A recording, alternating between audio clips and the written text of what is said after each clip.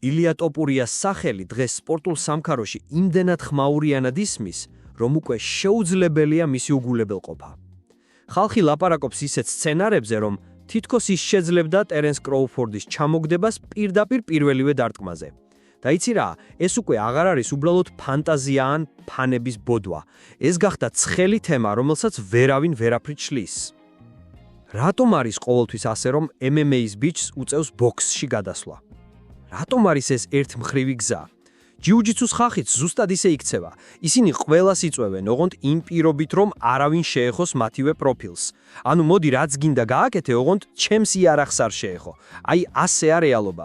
მაგრამ რატომღაც ბოქსიორი MMA-ში არ გადმოდის?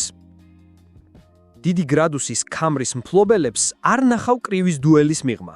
არავინ ამბობს, კარგი, მოდი დღეს ჭიდაობაში გავიდეთ, წესებით ვითამაშოთ. არა, ასეთი რამ არ ხდება. და მე არ ვამბობ, რომ ეს მათი ბრალია. უბრალოდ რეალობა ასეთია. ასეთი შოუ ფულს არ აკეთებს, უბრალოდ არ მუშაობს. როცა ვამბობ, არასოდეს ხდება, პირდაპირ მნიშვნელობით არ გულისხმობ. იყო გამონაკლისები, ჯეიმს სტოუნი მოვიდა UFC-ში და ორგანიზაციამ დიდი ფული დაკარგა. იყო ფრანსის ნაგანუს დაუჯერებელი სიურპრიზი, როცა ის თაისონ ფიურის დაუპირისპირდა. და რა უნდა ვთქვა, ეს იყო ყველაზე გამაოგნებელი სანახაობა, რაც კი ოდესმე მინახავ სპორტში. არ მივიღე იმას, რასაც ველოდედი, მაგრამ სწორედ ამიტომაც ფული ვერ გაკეთდა. რეალურად დიდი თანხა დაიკარგა, რადგან არავის ეგონა, რომ ფრანსისი ასე კარგად იმუშავებდა. ეს კი იმას ნიშნავს, რომ მსგავსი ისტორიები უკვე გვინახავს, მაგრამ მაინც რთულია. მაშინ რატომა ეს გზა მხოლოდ ერთმხრივი? თუ ილიას მართლაც შეეძლო ტერენს კროუფორდის დამარცხება დარტყმით, რატომ არ წავიდა თვითონვე ბოქსში? რატომ აირჩია სხვა გზა? ილია ტოპურიას ისტორია მართლაც ლეგენდარულია. ბევრ ადამიანს გონია, რომ მისი კარიერა კრივით დაიწყო, მაგრამ ეს სუბთატყულილია. სინამდვილეში მისი პირველი ნაბიჯები საბრძოლო სამყაროში იყო ბერძნულ რომაულ ჭიდაობაში. არა უბრალოდ ჭიდაობაში, არამედ სწორედ ამ ოლიმპიურ ძველ სტილში. მაშინ მას მხოლოდ 14 წელი ჰქონდა. ამის შემდეგ კი ძალიან მალე გადაინაცვლა კრივში. თუმცა ხალხს ხშირად ეშლება და ამბობენ, თითქოს კრივი იყო მისი დასაწყისი, არა ჭიდაობით დაიწყო. მაგრამ ერთხელ თუ კრივში ფეხს შედგამ, იქიდან უკვე რთულია გამოსვლა. ეს სპორტი განსაკუთრებულად იზიდავს, მაგრამ იცით რა არის მთავარი პრობლემა? არ არსებობს საბრძოლო სივრცე, სადაც შეგიძლია უბრალოდ შეამოწმო შენი ძალა.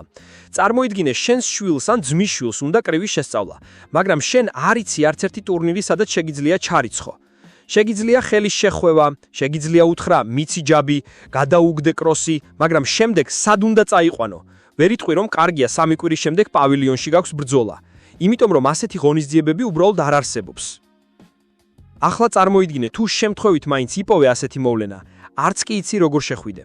არც კი იცი რა არის USAB, სად მედგარეობს ან რამ საერთოდ სჭირდება ამ ორგანიზაციის ბარკათი, რომ რამე მცირე ბოქსის ღონისძიებაში მონაწილეობა მიიღო. ეს ყველაფერი ცარიელი სივრცეა. რეალობაში ბოქსი ისეთივე ილუზიურია, როგორც ძაღაპი. ასე რომ, როცა ვამბობ, რატომ არ წავიდა ილია ბოქსში, პასუხიც იქვია, იმიტომ რომ ამისთვის არც ადგილი არსებობს და არც რეალური შესაძლებლობა. ახლა დავფიქრდეთ, რატომ არ გააგრძელა ილიამ კარიერა მხოლოდ კრივში? რატომ აირჩია MMA? ამ კითხვას ბევრს უჩინდება. და გულწრფელად რომ თქვათ, პასუხი მარტივია.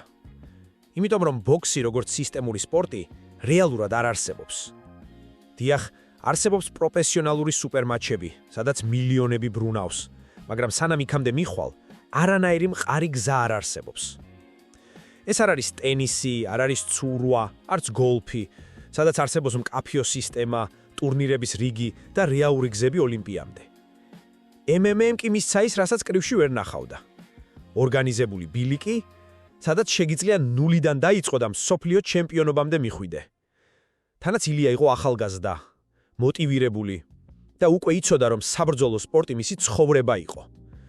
ბერძნულ რომაულ ჭიდაობაში მიღებული ბაზა მას აძლევდა ფიზიკურ ძლიერებას, კრივმა კი ხელის ბასრობას.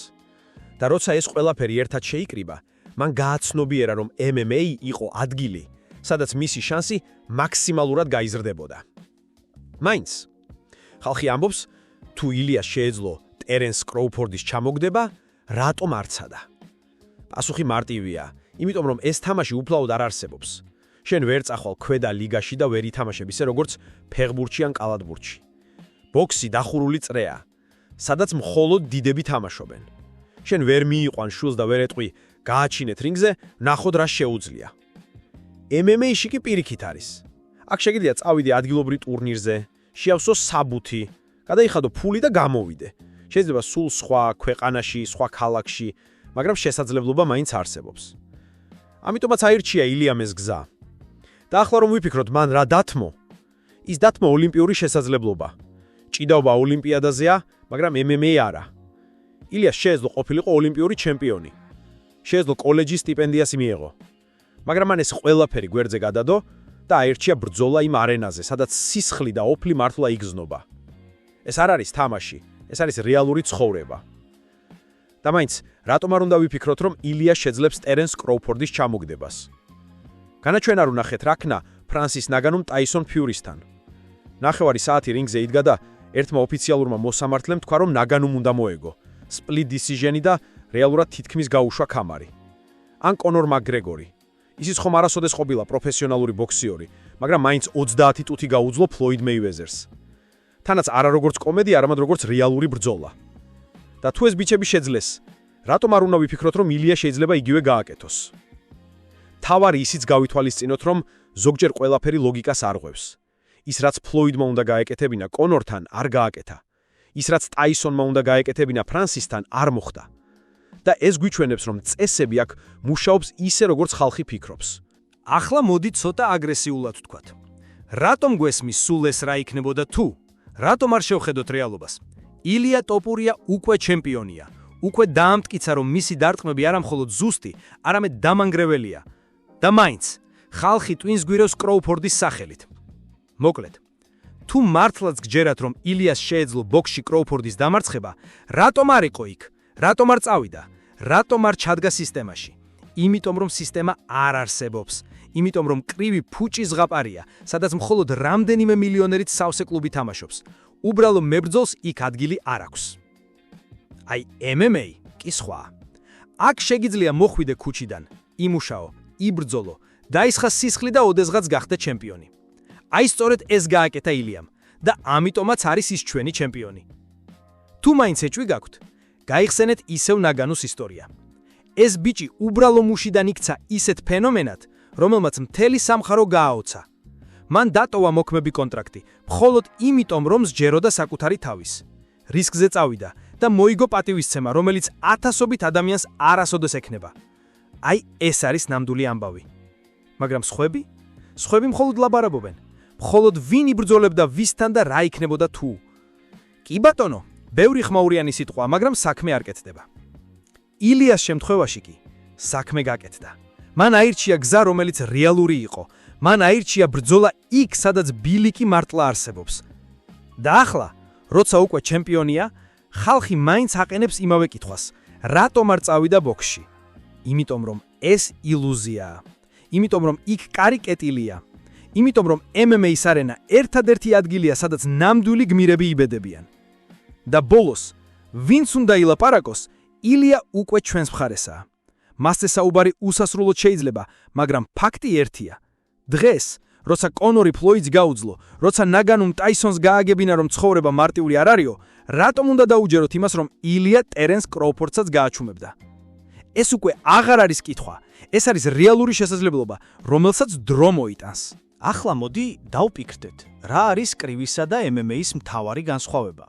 ბერმა შეიძლება თქვას, ბოქსი არის კლასიკა, MMA კი ახალია.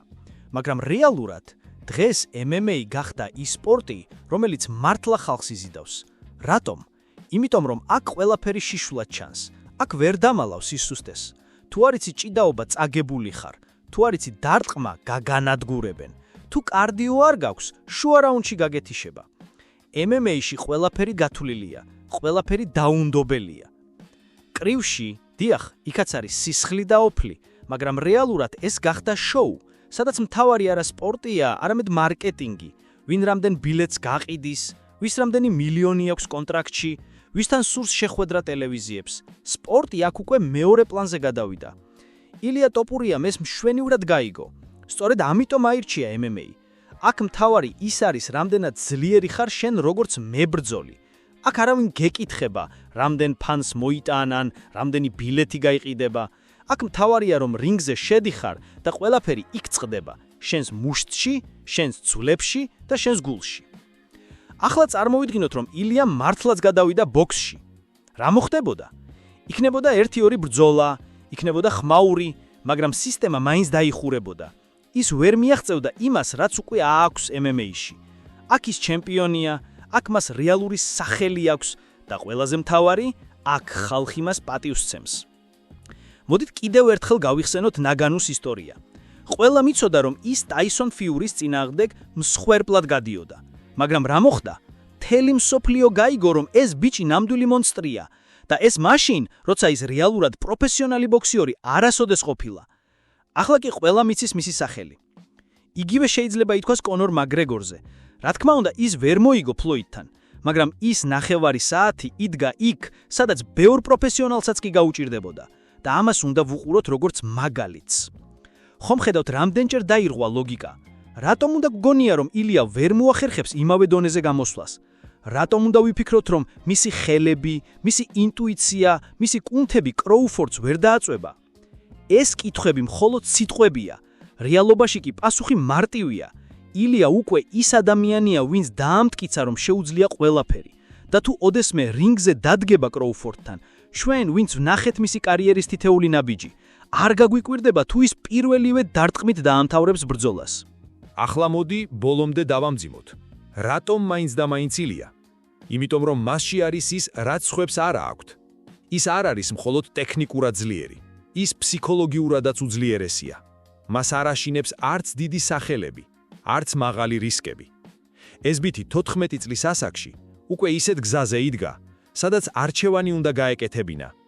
შეიძლებოდა წასულიყო ოლიმპიურ ჭიდაობაზე. შეიძლებოდა კოლეჯში სტიპენდია აეღო. მაგრამ მან ეს ყველაფერი გადადო და აირჩია გზა, სადაც ყველა ნაბიჯი სისხლით და ოფლით იწერება. აი, ეს არის ნამდვილი ბრძოლა. კროუფორდი უდიდესი ბოქსიორია, არავინ უარყოფს, მაგრამ მოდი გულწრფელად ვთქვათ. მას არასოდეს მოუწია ის ბრძოლები, რაც ილიამ გადაიტანა. მას არასოდეს დაუყენებია სიცოცხლე ასე უშუალოდ რინგზე. MMA არის სხვა სამყარო, სადაც ყოველი დარტყმა შეიძლება ბოლო იყოს, სადაც ერთი წამის კი შეცდომა ნიშნავს დასასრულს. აი, სწორედ ამიტომაც ვამბობ, თუ ოდესმე ეს ორმო გაიხსნება და ილია კროუფორდს შეხვდება, ეს იქნება ეპიკური სისხლის მღვრელი საღამო. და თუ ვინმეს გონია რომ შედეგი წინასწარ ცნობილია, ნაივია. იმიტომ რომ ისტორიამ უკვე არაერთხელ გვაჩვენა, არაფერი არ ხდება ისე, როგორც გონია. ნაგანუ ტაისონს დაუპიჭპირდა და თითქმის წაართვა ქამარი. კონორმა ნახევარი საათი გაუძლო. და ილია? ილია უკვე დგას ისეთ დონეზე, სადაც მას აღარ ჭირდება მტკიცება. ის უკვე ჩვენი ჩემპიონია. და ბოლოს, რატომღაც ეს ყველაფერი სულ ერთმხრივია? რატომ არ გადმოდიან ბოქსიორები MMA-ში? რატომ არ ვხედავთ რომ კროუფორდი გამოვიდეს კეიჯში? იმიტომ რომ იციან, იქ ვერ გაძლებენ, იქ სხვა კანონებია, იქ სხვა წესებია. ასე რომ, მოდი ერთხელ და სამუდამოდ თქვათ, ილია ტოპურია არის ჩვენი დროშა, ჩვენი ძალა, ის ბიტი, ვინც უკვე დაამტკიცა რომ შეუძლებელი, მისთვის მხოლოდ სიტყვაა. და თუ ოდესმე პირველი დარტყმით დაამარცხებს ტერენს კროუფორდს, ჩვენ არ გავოცდებით, ჩვენ მხოლოდ ვიტყვით, ეს ილიაა, რა თქმა უნდა, ასე უნდა მომხდარიყო.